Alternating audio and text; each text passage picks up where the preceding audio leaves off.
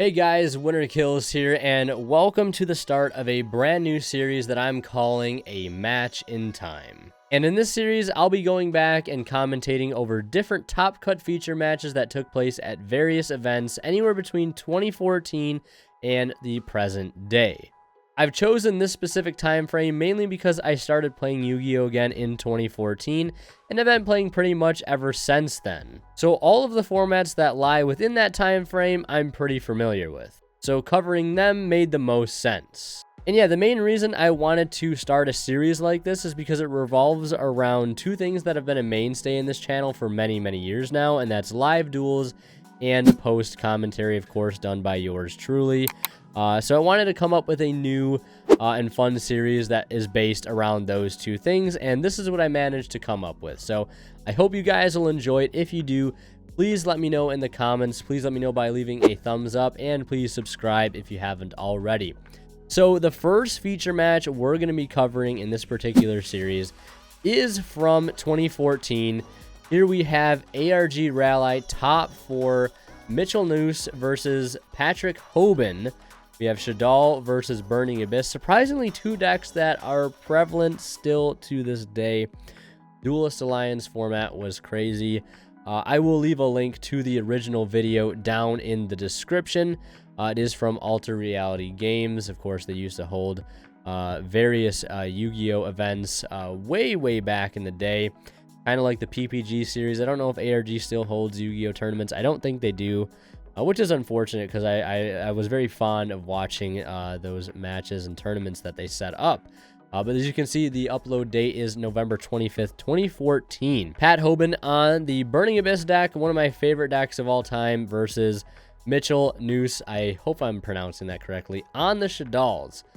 So yeah, this was, where we're in November. Yeah, so Duelist Alliance had just come out. I want to say New Challengers had maybe also just come out. Yeah, August, September, October, November. So yeah, so New Challengers was definitely out because Cliff Fort was at this tournament. So this was the start of that triangle format between the Cliff Forts, the Burning Abyss, and the Shaddolls. Of course, you had the Teller Knights in there still. Can't forget the Teller Knights.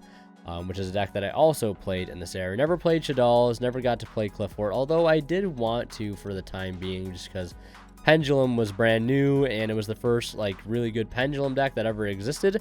So it was very enticing just to, like, want to pen 5, but Pat Hoban, we know, is like basically one of the greatest players of all time, so this will be a real treat. And I chose this one specifically because, again, it has Burning Abyss. So a lot of the matches I'll be choosing are maybe going to feature decks that I've played or, you know, I'm very familiar with. So let's go ahead and see what we got here. So it looks like Mitchell has gone first, starting with set 2 back row and 1 monster. Which, you know, is standard for Shaddoll back then anyways. You know, Shaddoll really wasn't like a combo deck, kind of like it is now. I'd say it's more like a mid-range combo, especially with the Dogmatica engine splashed in. So this is a very standard Shaddoll opening, at least it looks like. I mean, he probably didn't open Fusion, hence the, you know, no Fusion monster on board. So it probably has a decent Shaddoll monster set, maybe like a Hedgehog or Squamata or Dragon. Something that could, you know, prove to be an interruption if his opponent attacks into it, and some back row. Could be Emptiness, could be Shadow Games, could be an El Shaddoll Fusion. Really depends. So Pat starting with the tour guide into Graph. You'll love to see it milling Fire Lake, Seer, and another Fire Lake. So double Fire Lake down. It's not so bad though when you mill the Fire Lake, because if he gets rid of that Dante, or if his opponent gets rid of the Dante form, he can just go ahead and add that Fire Lake right back to the hand. And Fire Lake was almost like a game warping card, I want to say. Cliff Fort was insane. Obviously, you had the Pendulum Scales were completely new, and at the time, Pendulum Scales did not go in the Spell and Trap zone like they do now. They were just a completely separate zone. So it's basically like your opponent could have 7 spells on their field, 8 if they had a field spell. So Fire Lake sending 2 BAs to pop 3 cards the opponent controls was huge. You could clear the 2 scales, a back row, and an Emptiness if they already had it up. So As I think we saw when Pat searched his deck there, we saw that there was an emptiness in the main, and that Graf did summon out a Rubik. So the fact that he hit that Seer off of that Dante mill is huge, because that's going to basically allow him to get into Virgil. And it looks like on the summon of Virgil, we're going to see that Sinister Shadow Games. I kind of figured it would be a Shadow Game, and of course the Hedgehog as well. So yeah, he's going to get Shaddoll Fusion to hand, which is going to be really, really powerful, of course, because Pat has already committed to the extra deck, which is a very common thing in this day and age. I also forgot to mention, this is top 4. Maybe I've already said that, but... so yeah, sending Beast to get a draw, and flipping up Hedgehog Force as a result of these Shadow Games. And Virgil was an amazing card too. Discard, I think, any Burning Abyss to shuffle a card the opponent has back into the deck. So not only do you have the discard outlet for your Burning Abyss monsters, but you also have, you know, the removal. The removal was very good, and at the time, there weren't that many cards, I want to say, that offered removal that wasn't destruction. I know nowadays we have removal pretty much in every form, but, you know, a spin like that was pretty good. That's why Castell was such a phenomenal card when it was first released. So, because, you know, just detach 2 and spin a card right back to the deck. Really, really solid. And looks like he will fire off that Virgil. No reason really not to here. Discarding a Calcab. I believe Calcab can spin set back rows back to the hand or bounce them back to the hand. So I'd be curious to see if he actually uses the Calcab here to basically suss out that last back row. And it looks like he's not going to. And the reason he's not going to is so he can summon the Calcab he has in his hand. You know, because obviously with the Burning Abyss monsters, they have 2 effects. All of them can summon themselves from the hand while you control no spells or traps in your spell and trap zones, and they all have their other effects when they hit the grave. So if he uses the Calcab effect in grave, he wouldn't be able to summon the one from hand. And it looks like he's calling his opponent's bluff here.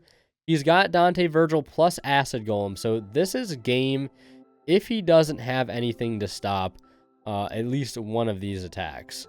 I remember Acid Golem in this deck. It was so good because the Burning Abyss strategy didn't really have a way to get a huge monster on field. You were often limited by the fact that Dante was at 2,500, and that's about as big as he could get. So Acid Golem was kind of like the next best thing.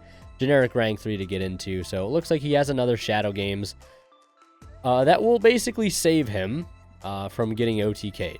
Yeah, he was at 3k life points, and yeah, the Acid Golem would have cleaned it up. Upstart Goblin, there it is. Another Upstart Goblin, if I saw that correctly. And looks like he's drawing off of Allure of Darkness now. So yeah, double Upstart Allure. And yeah, a lot of people might not understand why Upstart Goblin was banned. I don't want to say it was directly because of Pat, but he definitely, you know, got everybody onto the whole Upstart Goblin thing. You know, 37 card deck versus 40 card deck. The consistency increase is definitely there. But a generic draw card like Upstart, it kind of has to go. Mainly because, like, you can't make these insanely consistent decks and then also have, you know, give them like 3 upstarts in the deck just to make it even more consistent. Give them more ways to dig into the deck to find starters and extenders. It just makes sense. It's a card that on paper doesn't seem like it should be at 1. But you know, it's a lesser pot of greed. And it definitely makes sense from, you know, today's standpoint, with especially how fast the game has gotten. And as we see here, Pat has no interruptions on his board.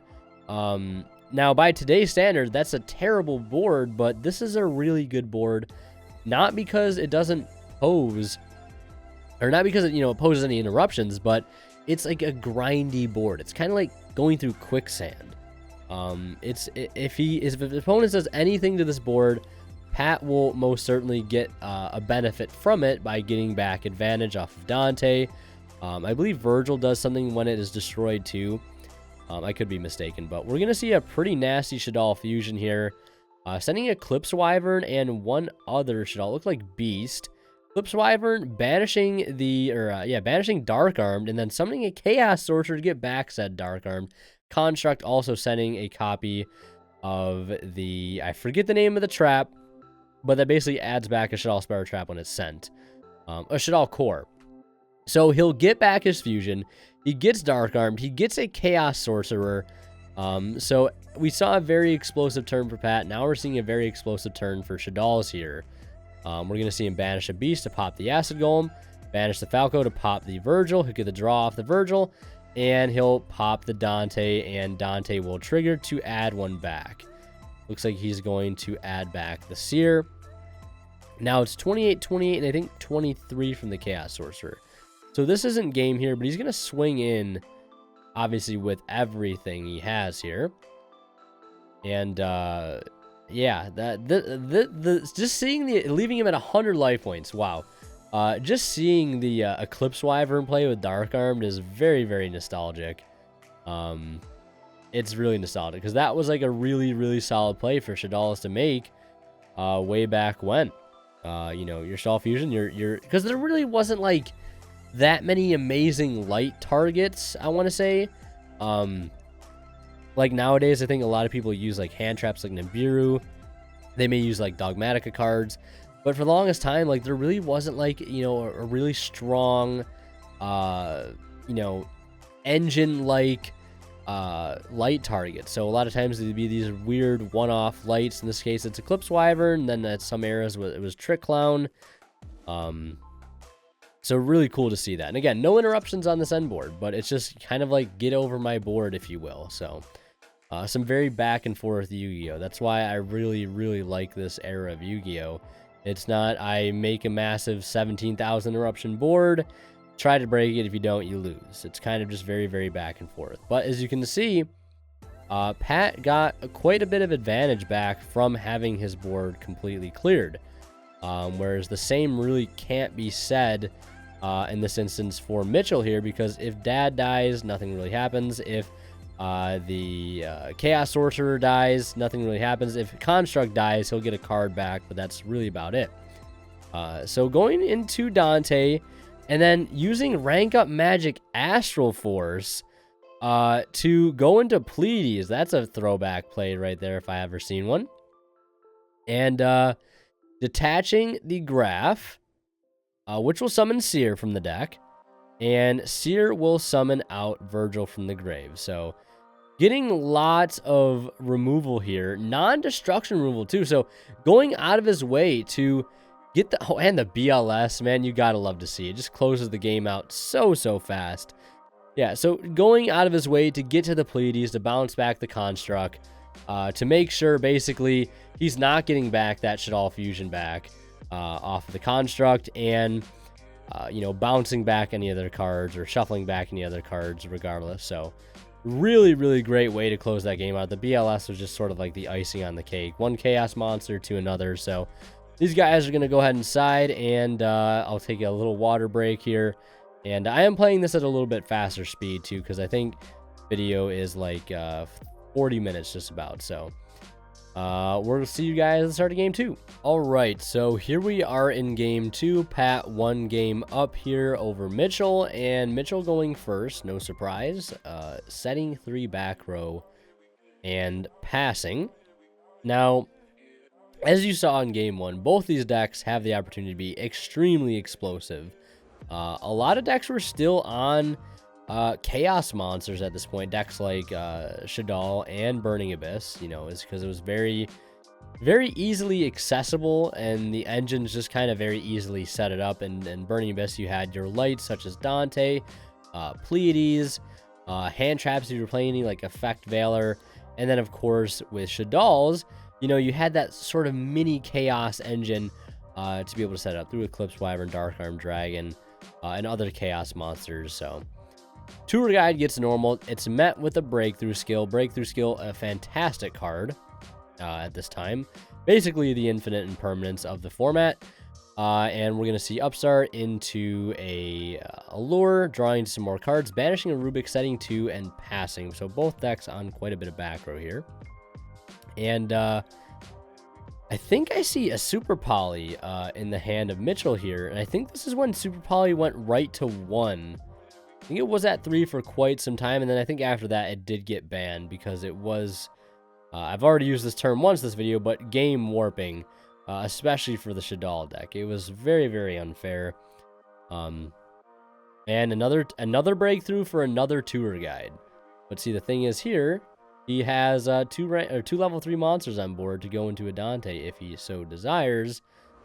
And he has some Burning Abyss monsters in hand. But he's obviously just not going to commit that far right now. Just poking for a little bit of damage and just pass.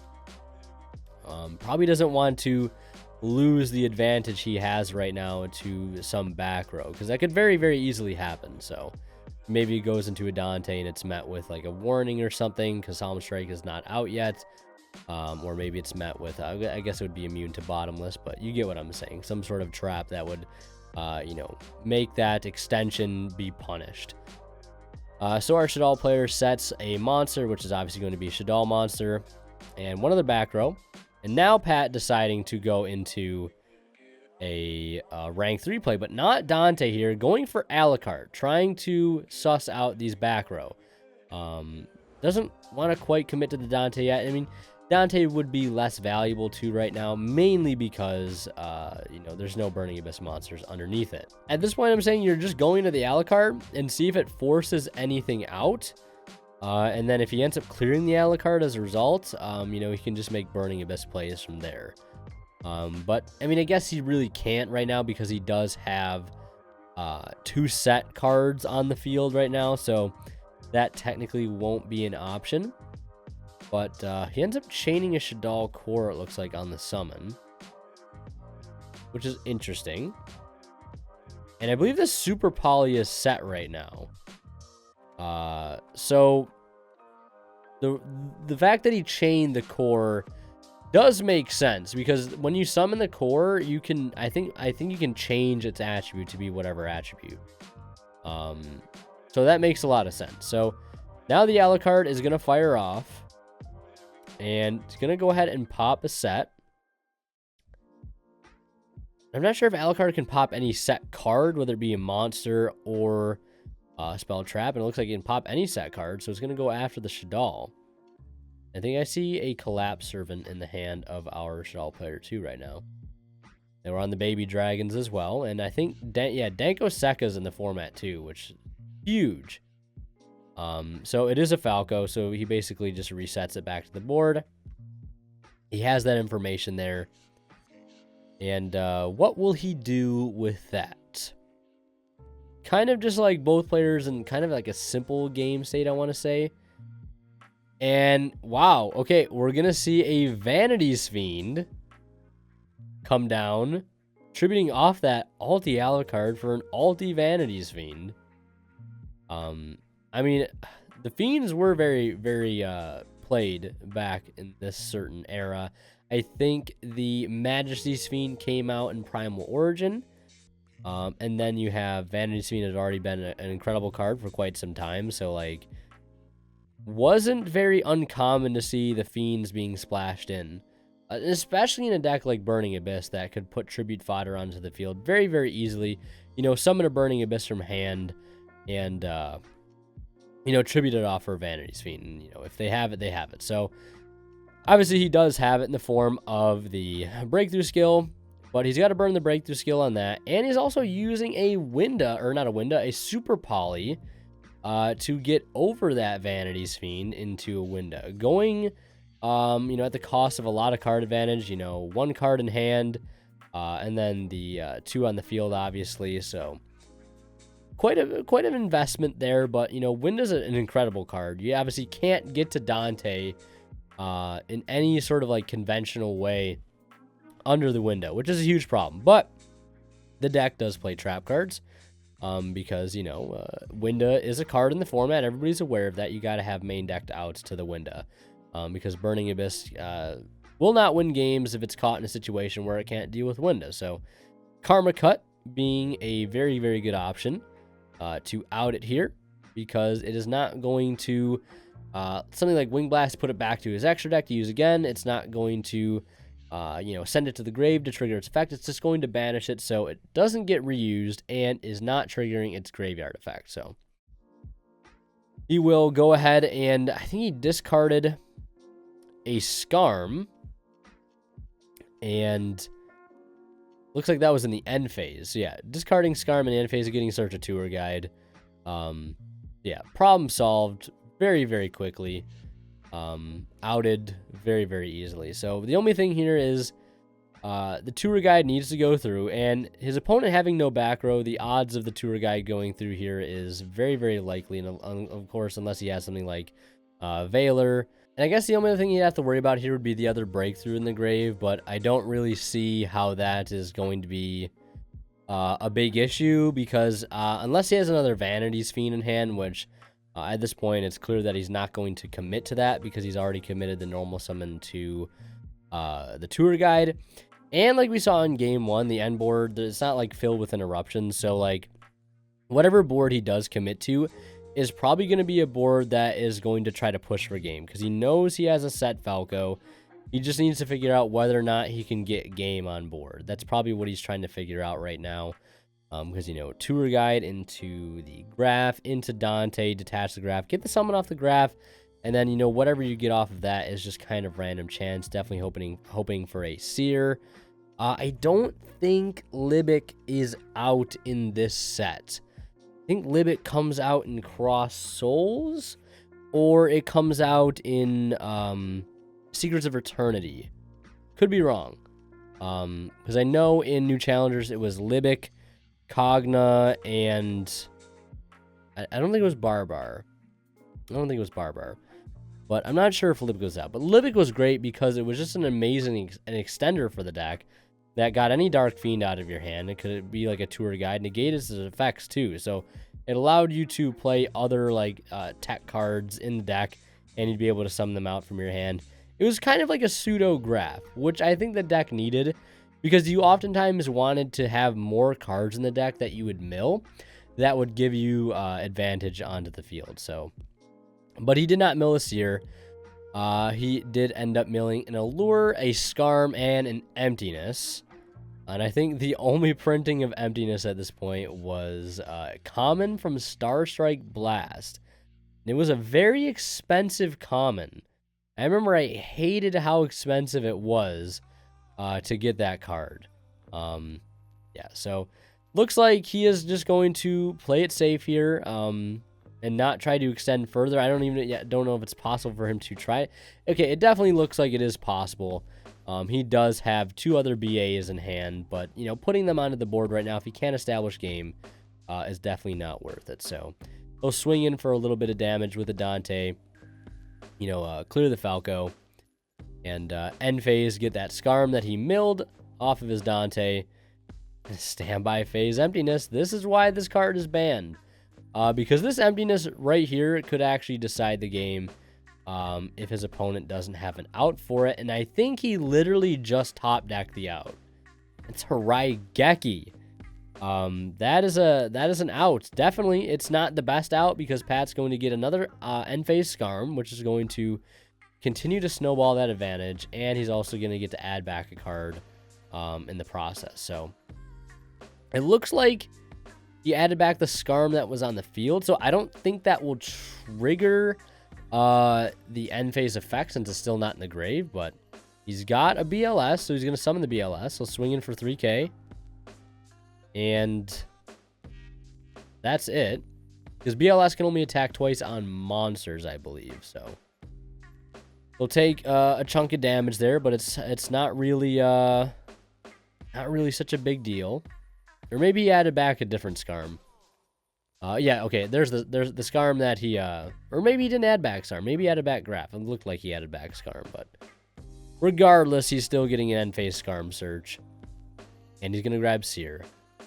Again, I already think he already has Seer in hand, but he's just grabbing multiples at this point. He might have a discard trap there. He might have, just have the Wing Blast. So might as well take advantage of getting 2 Seer effects in kind of rapid succession, getting the one in the end phase to bring back a Dante, so you have something to start your turn with. And then he has another Seer in hand ready to use immediately in his turn. And I think he just top decked the BLS. It's so dirty, man. And this reminds me of a good friend of mine who seemed like he could always top deck the BLS whenever he needed it. BLS is such an incredibly amazing card. Very splashable in decks. He just shows him the BLS, and yeah, that's gonna be that match. Pat taking it 2-0 against Shaddoll's. Yeah, BA just being the more explosive deck. That emptiness was killer. I mean, he did have the Raigeki to out it, but ultimately he didn't have much of a follow-up. And also, one of the big issues with Shaddoll was not being able to get to your fusions as quickly as you can now with the help of something like Nadir Servant and Apkalone, right? That process has been sped up greatly. But back then, it was like, did I draw a fusion? No. Okay, we're going to wall up with some control cards, some traps, set a Shaddoll, normal mathematician, etc. Try to deck thin. And then, you know, when you find that fusion, when you flip up that Hedgehog, then it was go time.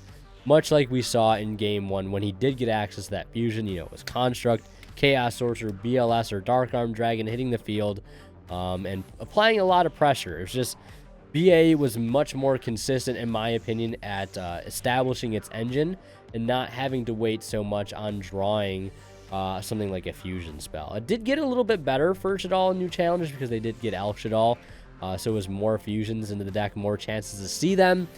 But yeah, this is a really nostalgic era for me. I'll probably do a few more, quite a few more in this 2014 triangle format era. But yeah, this has been the start of a brand new series. I hope you guys will like it. Again, let me know in the comments below. And if you guys want to see more of my videos, click on the bottom of the screen right now. And like always, a huge shout out goes to all of the Divine Level channel members that support this channel, and they are Cadillacs84 and Pony Stark. Thank you guys so much as always for your continued and extremely generous support of this channel.